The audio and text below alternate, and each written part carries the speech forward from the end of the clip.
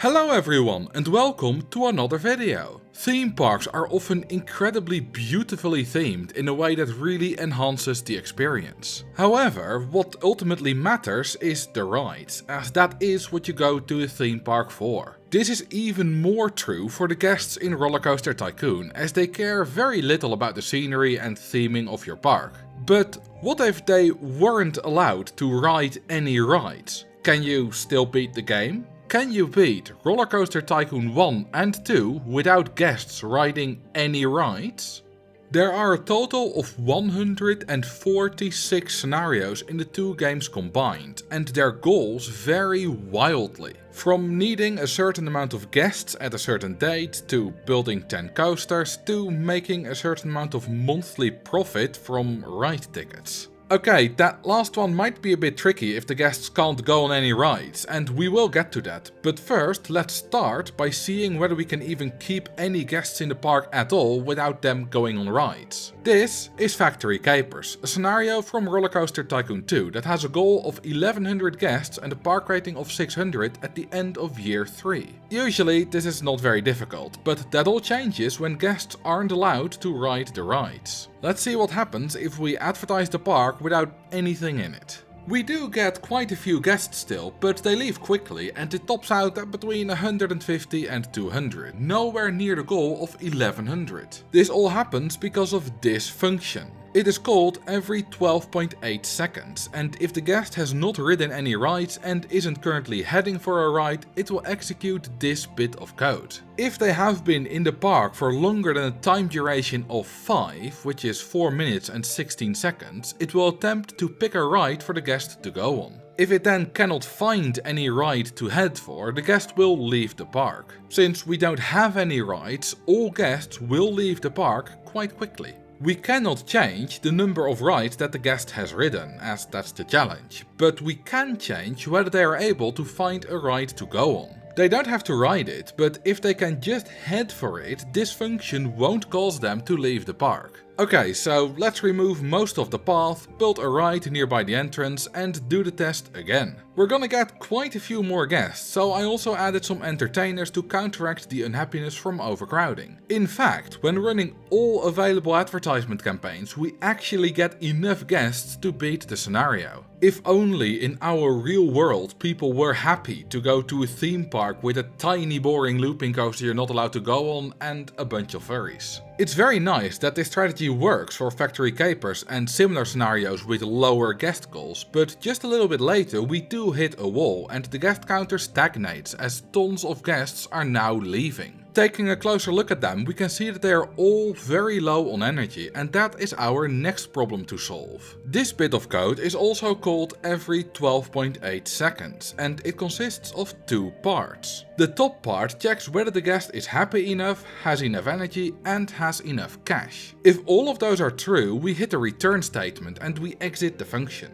The entertainers make the guests happy and they're not spending any cash, so those two will always be fine, but eventually the guests do run out of energy. Once that happens, we reach the second bit of code, which gives the guests a 5% chance to leave the park. So basically, once a guest runs out of energy, they will eventually leave the park, and that's what's happening here. Can we prevent their energy from getting too low? We can by adding a food stall, as when guests consume a food item their energy level increases. Or that's what I thought, and it would make sense, but while editing this part of the video I discovered that it's actually slightly different. Instead of food giving the guests energy, eating food prevents them from losing energy. On the same 12.8 second cycle as before, the guest both gains and loses exactly 2 energy points, perfectly cancelling each other out. The energy loss comes from the very start of the same peep decide whether to leave park function that the previous bit of code was also from, and the gain comes from this function, which is named peep update hunger. This function has an if statement at the top, which checks whether the hunger value of the guest is 3 or higher, and only if this condition is satisfied the guest will gain that 2 energy. The numbers for hunger and thirst work the other way around, and a value of 0 actually means the guest is super hungry. If there is no food available, the guest will slowly become hungrier and hungrier until it's maxed out and reaches that value of 0. At this point, she stops gaining those 2 energy, as her hunger value is no longer higher than 3, resulting in her energy decreasing, which in turn causes her to eventually leave the park. When the guest is allowed to buy food, the hunger goes away quickly enough that she never stops gaining that energy to cancel out the loss. So all we have to do is add a food stall and we're golden, right?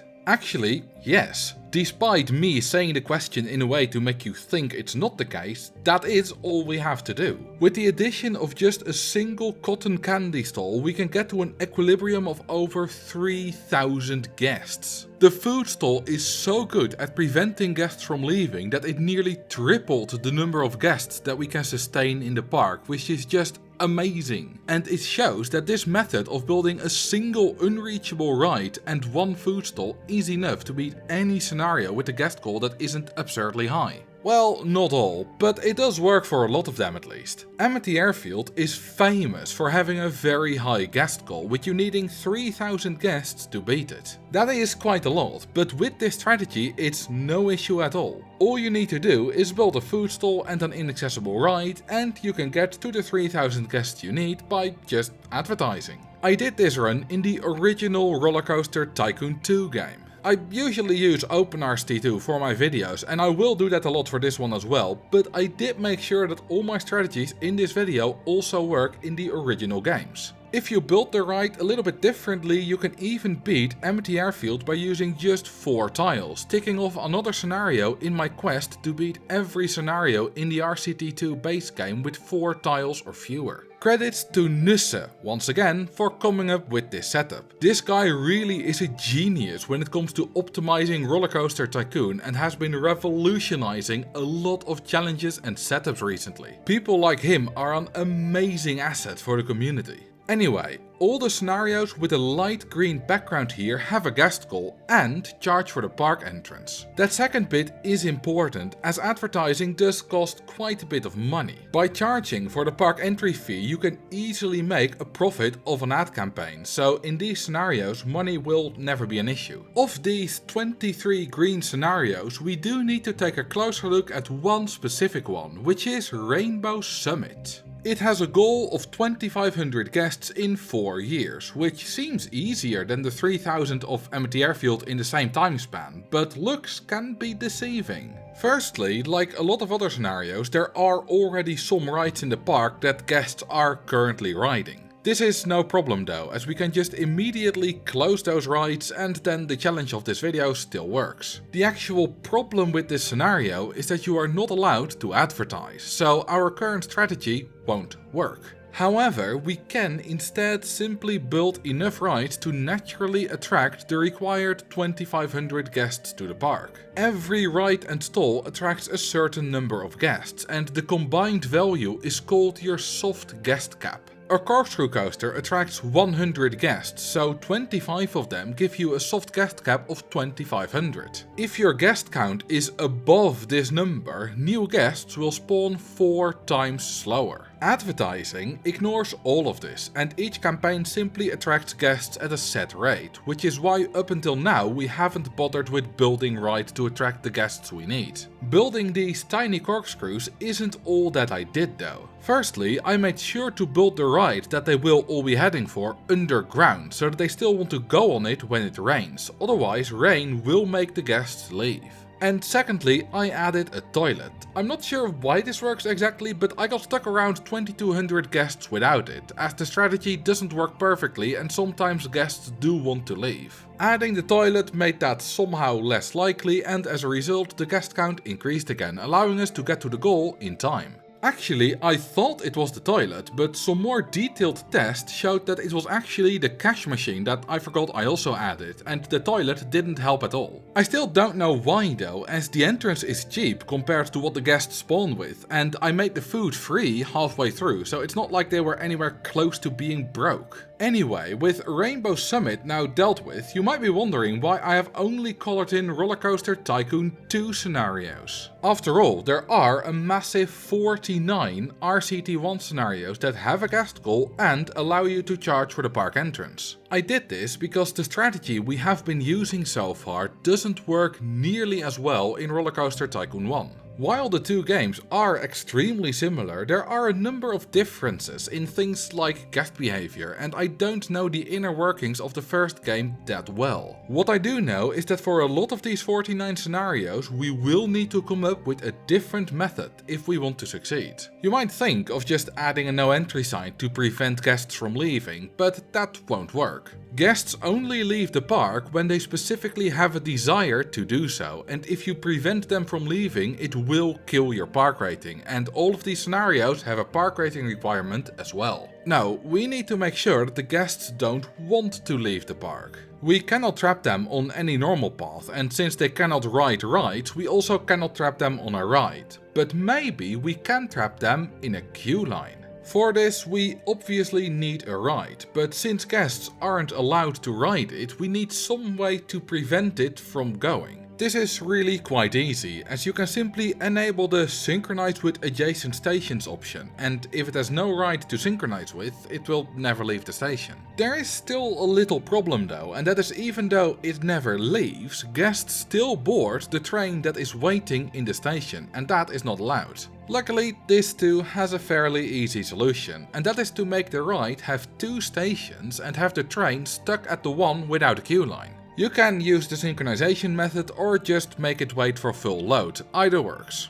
But of course, those stupid little guests don't cooperate with our very neat setup and will leave the queue line after a while because they have the patience of a bloody goldfish. In RollerCoaster Tycoon 2 you can prevent this with queue line TVs, but they don't exist yet in RCT1. However, a few entertainers get you the same result, as watching a creepy panda do a little dance keeps them happy enough to never leave the line. So, the solution to these guest goal scenarios in RCT1 is to build a bunch of rides, each with a long queue line to store the guests in. Let's put that solution to the test with Evergreen Gardens. This is the 5th scenario in the RollerCoaster Tycoon 1 base game and requires 1000 guests and a park rating of at least 600 by the end of year 4. First, I will remove all the path in the park, which not only prevents guests from going there, but it also gives us some extra money that we really don't need. Then it's time to build some coasters with long queue lines to trap the guests and a bunch of other dummy rides to increase the soft guest cap. The maximum number of guests that can be in one queue line at a time is 255 in RCT1, so we'll need at least 4 coasters to trap the 1000 guests. For the dummy rides I will use tiny death mazes, as not only are they really cheap, but they also cannot break down, which makes it all really easy and hands off. While I'm building all this stuff, I'm constantly advertising and getting guests as quickly as I can. As a result of this, we hit the required 1000 guests in June of year 1, not even half a year into the 4 we get. But I want to go further. How many guests can we get in those 4 years? Let's see how good this method really is. As long as we keep building more queue line rides and more mazes, there should be no limit, right?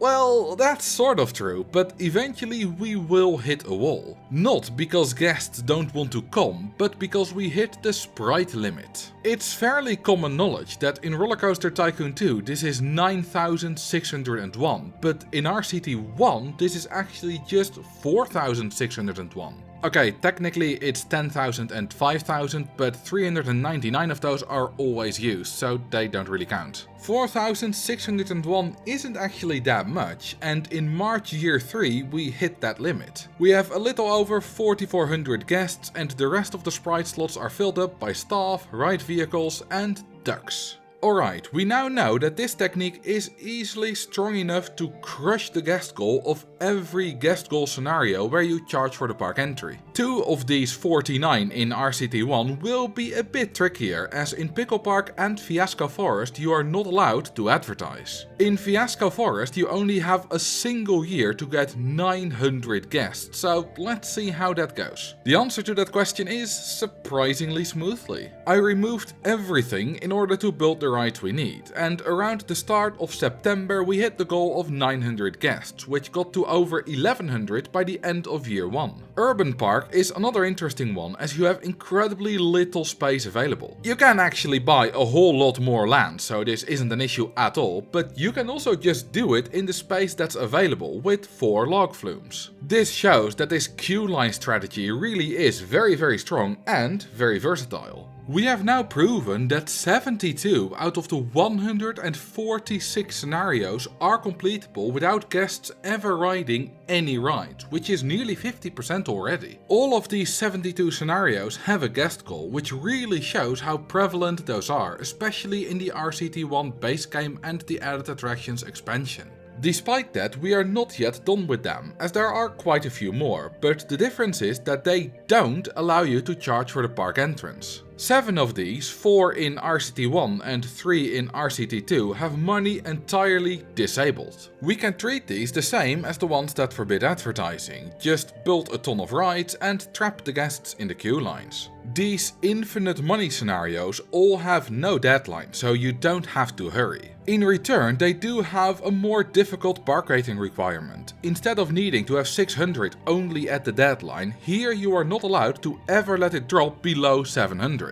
If this becomes an issue, we can just hire a ton of handymen to clean up any mess we have and a ton of entertainers to make the guests happy. There is no downside to this, as the concept of money and thus staff wages literally doesn't exist. Extreme Heights, one of these 7 scenarios, has the highest guest goal of them all with 4,500. This is a lot, but since the queue line limit was increased from 255 to 1000 in RollerCoaster Tycoon 2, we only need 5 rides to trap all the guests. We can use 40 or so small twister coasters, which attract 120 guests each, to easily get the soft guest cap above the 4500 that we need. With this setup and a little bit of speed up, the guests flow in incredibly quickly and fill up the queue lines nicely. In late April year 4 we hit the goal requirements and beat the scenario, showing that these scenarios without money are easily possible without guests going on rides. The other 20 guest goal scenarios only allow you to charge for the rides, which, since guests can't ride the rides, is a little bit of a problem, as that means you can't really make money very easily. 7 of these are from RollerCoaster Tycoon 2 and 6 of those are quite straightforward, as we can use the same strategy we used for the other guest goal scenarios in RCT2. Sure, we can't make a lot of money, but the ride distraction strategy is not that expensive anyway, so very often you will have enough money available at the start from the loan and deletable stuff like scenery and rides. If money is tight, you can save a little bit by skipping the general advertise for park campaign. With 350 euros a week, it is by far the most expensive, and even though it is more effective than some others, that doesn't weigh up against the extra cost. It will take a little longer this way to get to the required number of guests, but you do have plenty of time in all of these scenarios. You can also make a little bit of money with food stalls and drink stalls, and sometimes a lot of money if you have 20 euro umbrellas from an info kiosk and it starts raining. The only one of these 7 scenarios that is a bit trickier is Jurassic Safari. The goal is something we've seen before, with 2700 guests in 4 years, nothing special, but this scenario is quite unique as it has 2 park entrances that are very far apart.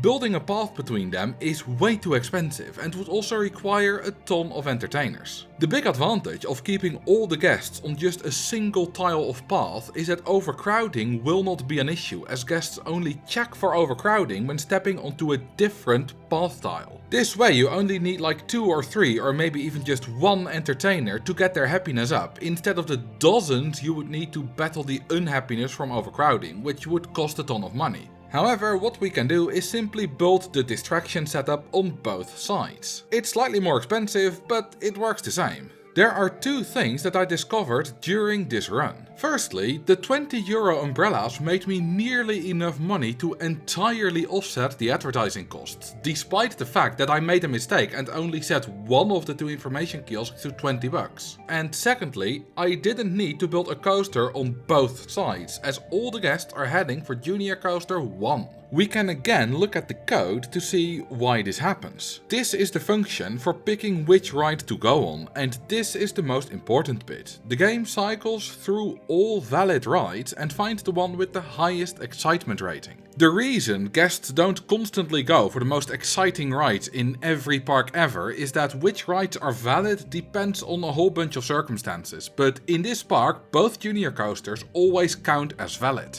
They are also identical and thus have the same excitement rating, in which case the one that comes first in the index list, which is Junior Coaster 1, is selected.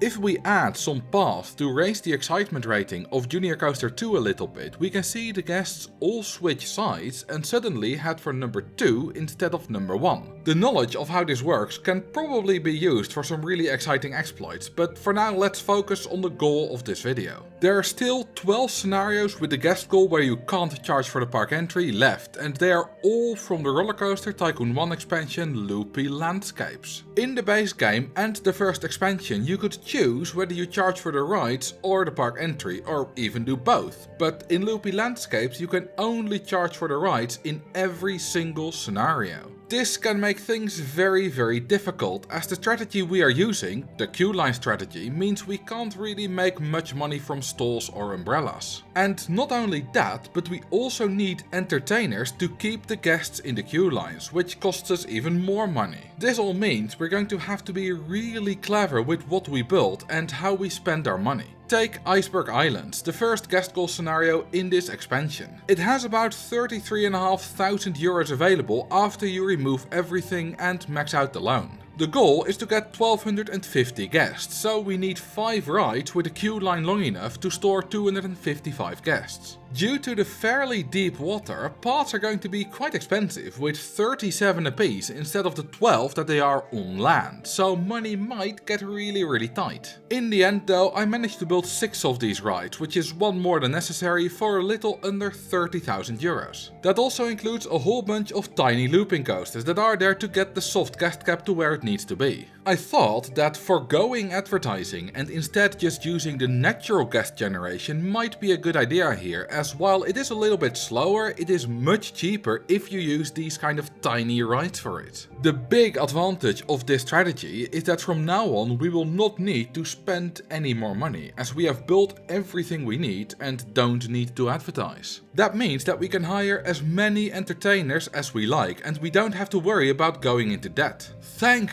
God that in this game you don't have to be debt free in order to beat the scenario. Having hired all the entertainers and also a few mechanics to fix the rides when they break, we can now just speed up the game and wait. Quite quickly we reach a little over 1600 guests, which we still have at the deadline. With all the entertainers, the guests will be very happy, so the park rating requirement is no issue either. After Iceberg Islands, we can draw the conclusion that for the others we need to take a good look at the available money and at how expensive it will be to build everything we need, and see from there if it's beatable. The next 3 of these scenarios, Crater Lake, Paradise Pier 2, which is the thrilling sequel to the original Paradise Pier in the base game, and Goodnight Park, all have enough money to build the required rides to trap the guests and build enough dummy rides to get to the required soft guest cap. Grand Glacier will be a bit trickier though. With a goal of 1500 guests, we need 6 rides with a long queue line, which did cost us nearly 30,000 in Iceberg Islands, and here we only have 22,000 euros available. We also don't have the best coaster type for increasing the soft guest cap, so we need to spend a little bit more on that as well. However, this scenario really shows how expensive the paths in Iceberg Islands were. Because the paths are mostly on land here, we can build the entire setup we need for less than 19,000 euros, leaving us with over 3,000 in the bank before we spend it all on a big furry convention. After Grand Glacier, it becomes a little bit easier again, with Woodworm Park and Sunny Swamps having plenty of money to build the required rides. Frightmare Hills, which is next, is a different story though, as it has a certain thing called harder guest generation enabled. What this does is change the way that your soft guest cap is calculated. It first calculates it normally, but then it caps the number at 1000. Then it goes through all of your rides again and checks which are both at least 600 meters long and have an excitement rating of at least 6. Those rides, and only those, now contribute to the soft guest cap again, now with double their original value. In this park, which has mostly very tiny rides, the soft guest cap decreases dramatically from 8,075 to just 1,240. That's not all that's different, as the penalty for having more guests in the park than the soft guest cap is also stricter. In normal circumstances when this happens, guests start spawning 4 times slower, which is annoying but might still be fast enough in some scenarios. With harder guest generation though, it gets divided by 16 instead, and it stops entirely if your guest count is 150 higher than the soft guest cap. This means that we can no longer just spam tiny rides to get the soft guest cap high enough, as we do need 1500 guests to complete the goal in Frightmare Hills. Instead, we need to either build big expensive rides that are 600 meters long,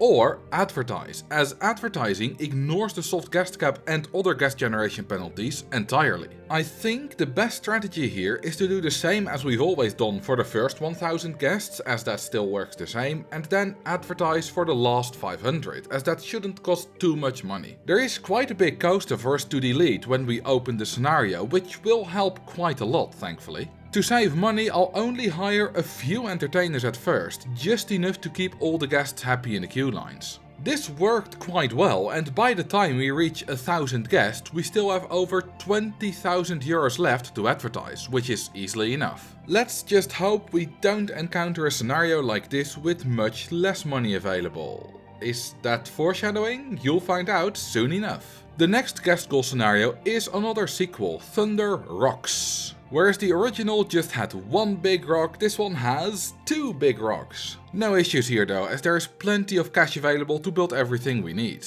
The same cannot be said for Southern Sands, which not only has the highest guest goal of any standard RollerCoaster Tycoon 1 scenario with 2300, but also has harder guest generation enabled. This means we need to both build a lot of rides and also get 1300 guests via advertising after we got the first 1000, which is gonna cost us a lot of money. There is quite a lot of stuff available to delete though, and when we're done removing everything, we have nearly 50,000 euros available. This should be enough, so let's get started. This was the very first of these ride ticket guest goal scenarios I did, as I thought it would be a good idea to start with what seemed to be the most difficult ones, so my playing will be a bit less optimal and messier than it was in the other ones. For starters, I used a different coaster design for the queue line trap. This stand-up coaster only has a single station, and instead of leaving the train stuck at a second station, it instead holds it in between the 2 corkscrews. This seems incredibly simple, but there is a little bit more to it. Roller coasters do need stats in order for the guests to reliably go on them, but this coaster obviously will not get any stats as it never completes the track.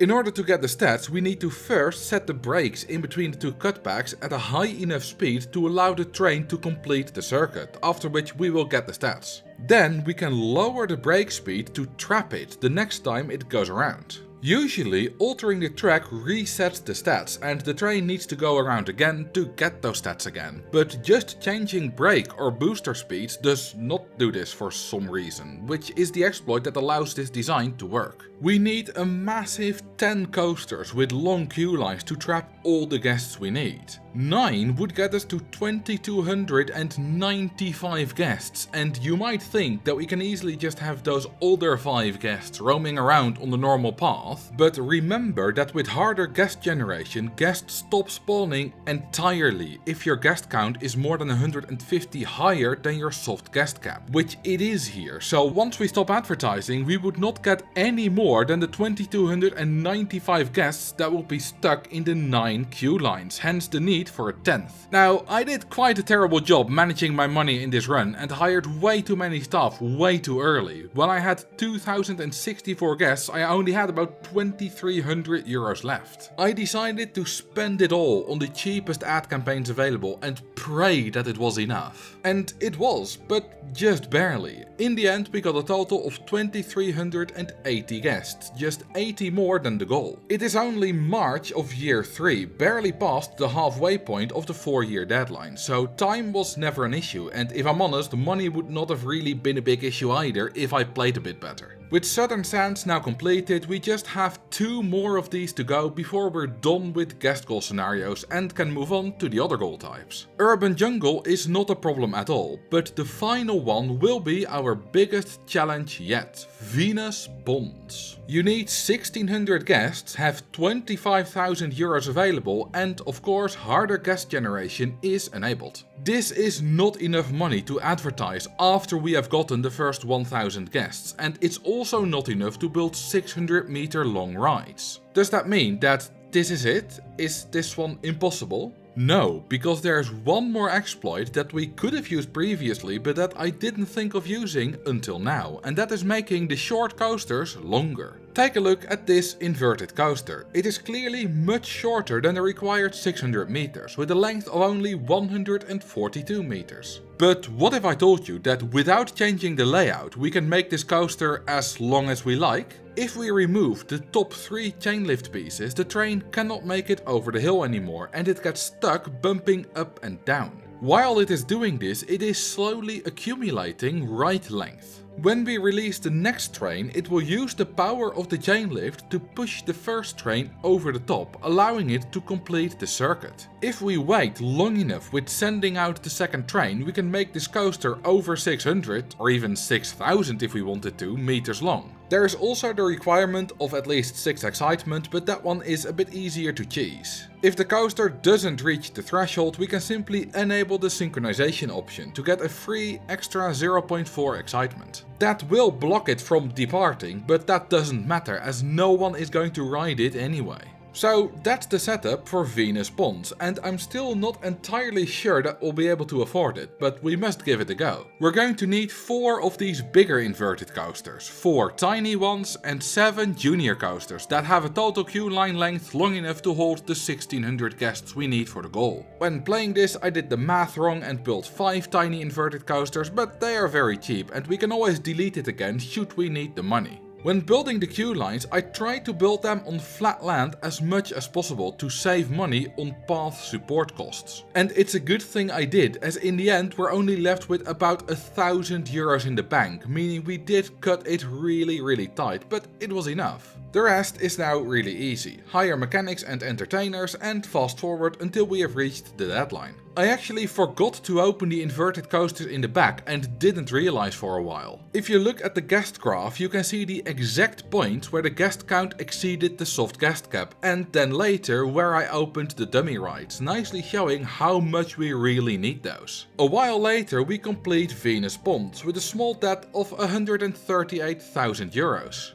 Alright, that was the final guest goal scenario of RollerCoaster Tycoon 1 and 2. With that we have now completed 98 of the 146 scenarios in the game. Oh wait, I forgot about Blackpool Pleasure Beach with a goal of a massive 3500 guests and only the ability to charge for the rides. No problem though, as you have over 200,000 euros available if you destroy all rides, which is obviously plenty. Okay, that means we've done 99 scenarios now, which is nearly 100. Even though, on the face of it, the guest goals might all feel very similar, RollerCoaster Tycoon 1 and 2 function differently enough that we needed a lot of different strategies to complete them all. Mostly due to the fact that making money in pay-for-ride scenarios is quite difficult when the guests aren't allowed to go on rides. With all these completed, let's now move on to the other goal types. After guest goals, the second most common goal type is the one where you need to reach a certain park value, so let's tackle those next. The park value of your park is determined by 3 factors: the stats of your rides, the number of guests that have ridden your rides, and the number of guests in the park. The stats of your rides is usually the biggest part, and with guests not being allowed on rides, that's even more so the case here, so we'll focus our efforts purely on building rides. RollerCoaster Tycoon 1 has 8 scenarios with a park value goal. The first is Diamond Heights, which has a goal of a value of 20,000 at the end of year 3. The very first thing we need to do is of course close all the existing rides, and then we can start building more rides to get the park value that we need.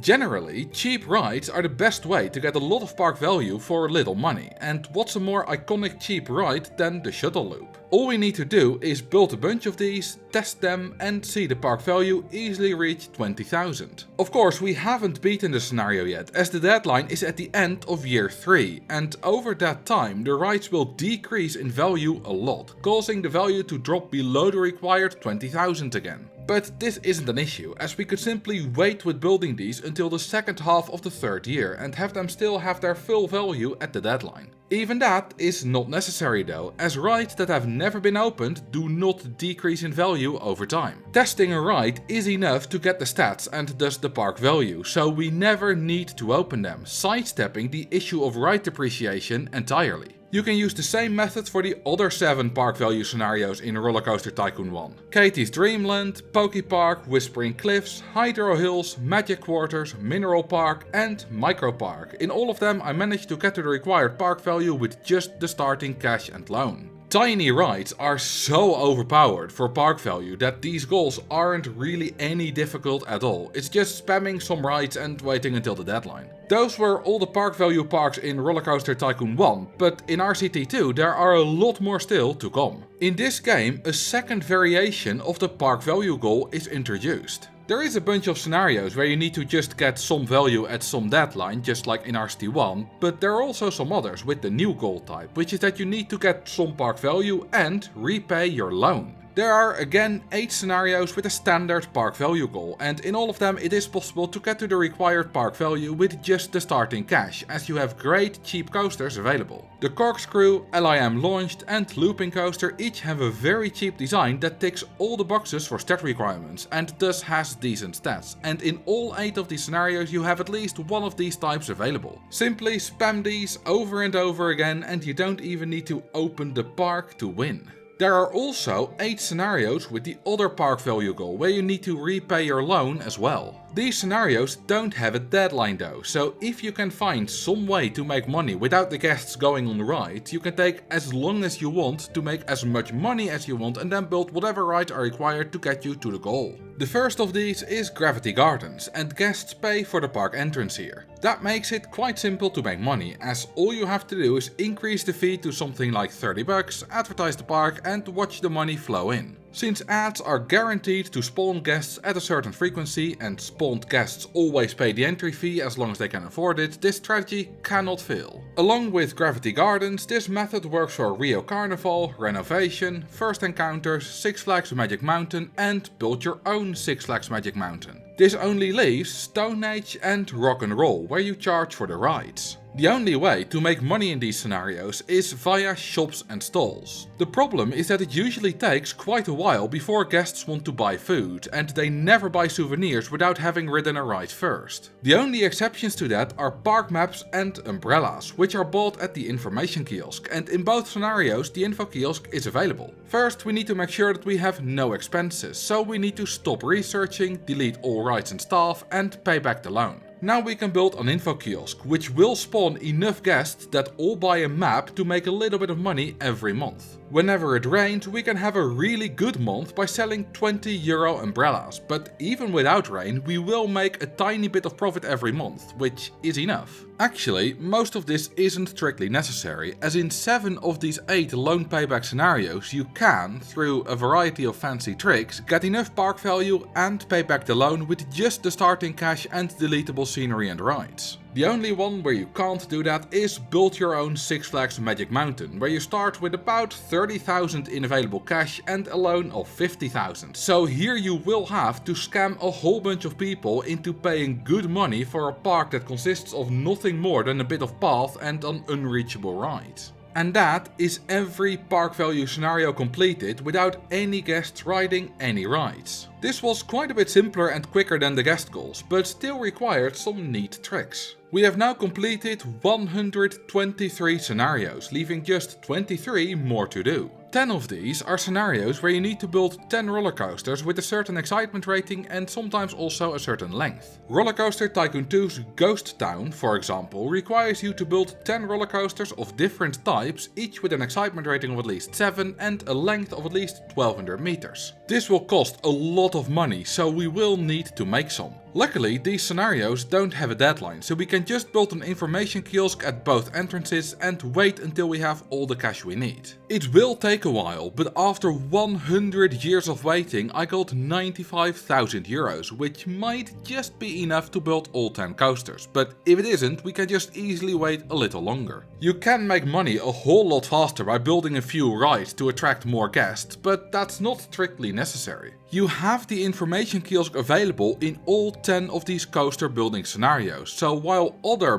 better strategies might exist, there is always at least a clear and easy, albeit quite slow, way to make money in all of them, and once you have money, they're all easy. Two of them, Rollercoaster Heaven and Prison Island, have money disabled entirely, meaning you can just spam whatever the hell you want and not worry about anything. Seriously, I have beaten Prison Island without guests going on rides plenty of times before already, because there is nothing in the scenario that actually encourages you to build a bloody functioning park with guests in the first place. There is nothing interesting to this scenario, and you can beat it by just spamming 10 pre-built designs that come with the game, from the coaster types that are already available at the start. There is no challenge whatsoever, which makes this easily the worst of the 146 scenarios in both games combined. Okay, I needed to get that rant out, but now let's continue with the challenge. There are also 4 scenarios, all from Loopy Landscapes, that require you to finish building 5 roller coasters and achieve a certain excitement rating on all of them.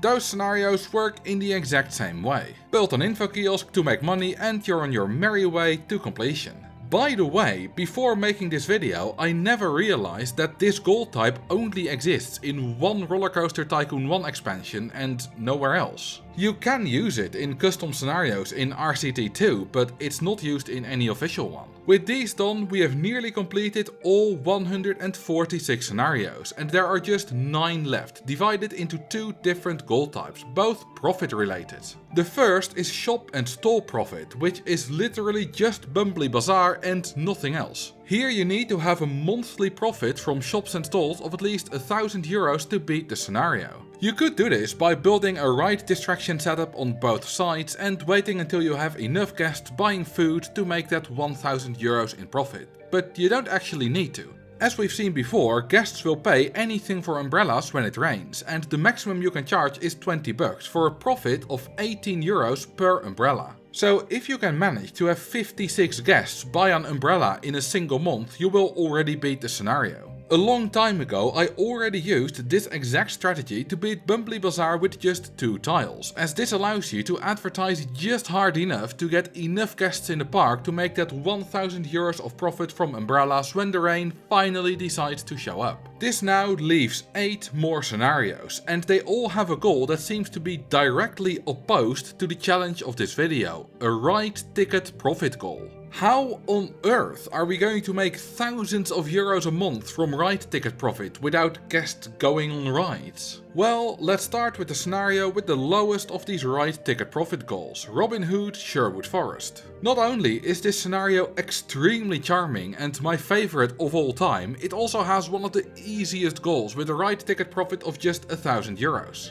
It's so easy that you can beat it with just 3 clicks. Click on the junior coaster, increase the price to 10 bucks, and about 50% of the time enough guests will go on it to get to that 1,000 euros of profit in the very first month. We obviously cannot do that here, but the low goal does give us an opportunity to not use rides. There is one thing that guests pay for that isn't a ride yet is still counted under ride ticket profit, and that is the toilet. This makes sense from a programming perspective, as unlike other shops and stalls, the guest is going into the toilet and stays in it for a little while, instead of just buying something and immediately leaving. However, no matter what the code says, the toilet is not a ride. The more a guest needs to pee, the more they want to pay to relieve themselves, with a maximum of 60 cents. So, if we build a ride distraction setup to get a few thousand guests in the park, then wait until they all need to go really badly and then build a 60-cent toilet, we should be able to beat the goal of 1,000 euros. After I built the setup, I topped out at about 5,500 guests, at which point I built the toilet, and my god, it was glorious.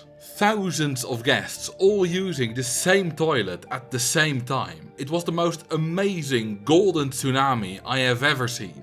This gives us a total ride ticket profit of over 2,000 euros, which is more than double what we need, allowing us to easily beat this ride ticket scenario without guests going on rides. The other 7 of these won't be so easy though, as the next lowest, Dusty Greens, has a goal of 5,000 euros. In order to get to that goal, you would need 8,334 desperate guests in the park when you open the toilet. The maximum number of guests you can have in a park is 9,601, so it is possible to have enough guests, but I haven't managed yet to do that with this setup. In fact, the highest I ever reached was the 5,500 we just saw in Sherwood Forest. But I asked Nusse for some tips, and with his help I created this setup, which really goes all out and is the perfect ride distraction strategy. It has enough mazes to get to a soft guest cap of about 9,000 to provide natural guest generation in addition to that from advertising. It also has an unreachable drink stall and toilet for the guests to be distracted by and head to.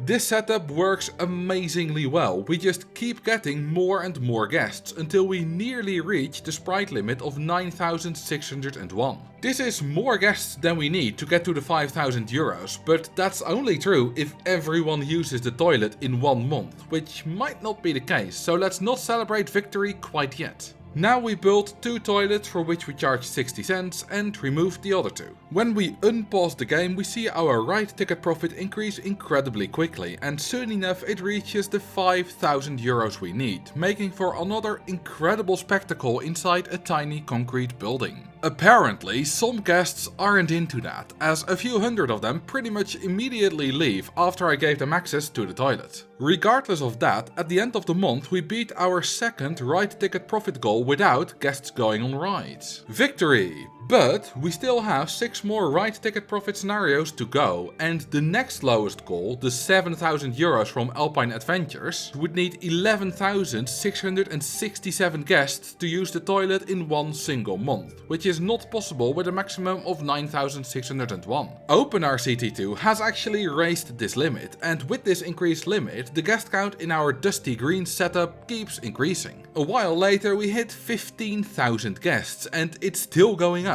This shows that all of these scenarios would be possible with toilet profit if the sprite limit was a bit higher, but alas, it isn't. Now, our only possible solution that doesn't involve guests going on the ride will not work for these final 6. Unfortunately, we will need to have guests go on rides and fail the challenge. Or do we? What if we expel the guests by double closing the ride before they complete it? Does that count as riding the ride? The ride itself doesn't think it counts, as it only counts guests as having ridden it once they walk out through the exit building. However, the guest does count it, which I think is fair, as they do get to ride it, even if it's only for a very short time. Wait, hang on, did you see that? Take a closer look at both the money that the guest has spent and the ride count. For some reason, the ride count takes a second or so to update after they paid for it. Can we exploit this? Will the guest not count the ride if we expel them immediately after they pay and get on? Let's try that. We let them walk through the entrance building and pay, then we pause the game, double close the ride to expel them, and then we unpause. Now we look at their statistics and no, it did not count. According to both the guests and the ride, no one has ridden any ride in this park, yet we still made a profit. Of course, this is just a technicality, and of course guests do go on rides in this setup, but if we can manage to beat the remaining ride profit scenarios with this strategy, then I will still count it as a win.